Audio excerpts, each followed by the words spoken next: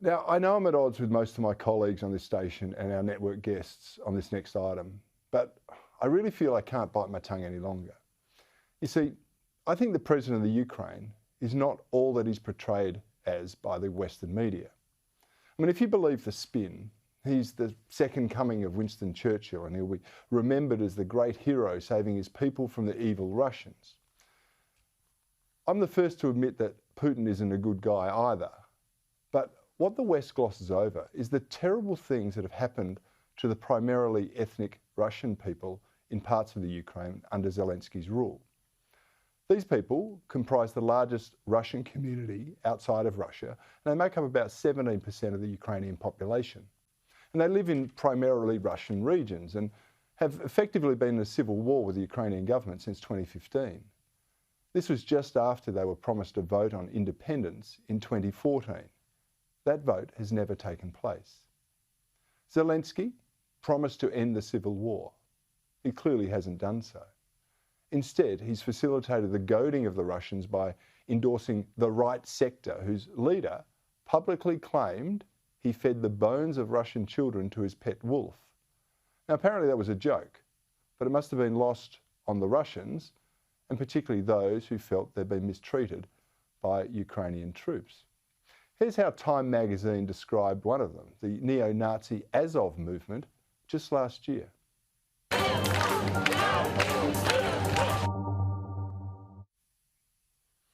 Commentator Glenn Greenwald sums it up nicely with this tweet. No rational person thinks Ukrainian neo-Nazi militias justify this war, but it's dangerous madness to scoff at the impact of arming them, as the West is doing. In the words of President Zelensky, they are what they are. Have you clear something up for us? And this is these reports about the Azov Battalion that is said to be Nazi-affiliated organization operating as a militia in your country, said to be committing their own atrocities. What should Americans know about that unit, about those reports? So Azov was one of those many battalions.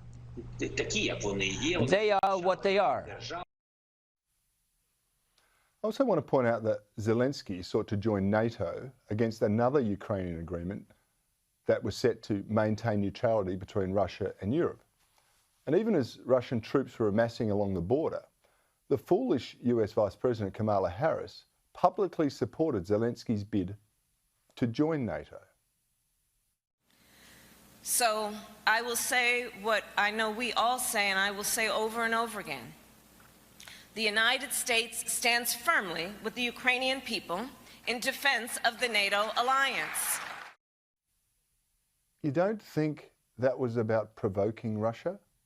Well, I do. In any event, like most marketers, Zelensky knows that image is everything. That's why he's always pictured wearing his army green t-shirt. You see, it portrays him as a man of action and part of the front line. Well, that myth was debunked early in the campaign when his staged pick-ops in battle regalia were exposed as totally contrived. Since then, it's been the t-shirt of disrespect, which he's paraded in every single parliament around the world just about, begging for more money and arms, as one of the most corrupt countries in Europe. And he even wore it on his Vogue magazine photo shoot this week. It was as contrived as everything else as far as I'm concerned, and it was just like what we've seen being presented in this war. The propaganda coming out of the presidential office rivals only that coming out of the Kremlin. It's just that one side's lies are being dutifully regurgitated across the Western world to sustain a proxy war. It's a battle between the East and the West.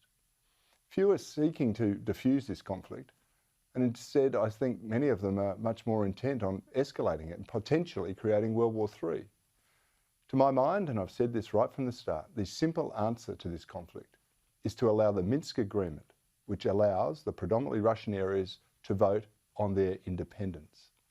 Zelensky is opposed to that proposal, and instead he's banned the Russian language in the public service, he's banned a dozen opposition parties, and he's shut down non-state-run media. He's also busy entertaining attention-seeking politicians from all over the world, including our own Prime Minister, and Nancy Pelosi, of course, and his wife, well, she's busy visiting the White House while posing for Vogue. Something about all of this doesn't add up. There's an agenda at work in the Ukraine that is much greater than staving off the Russian invaders. We are wise to take everything we're told about this conflict with a huge dose of salt.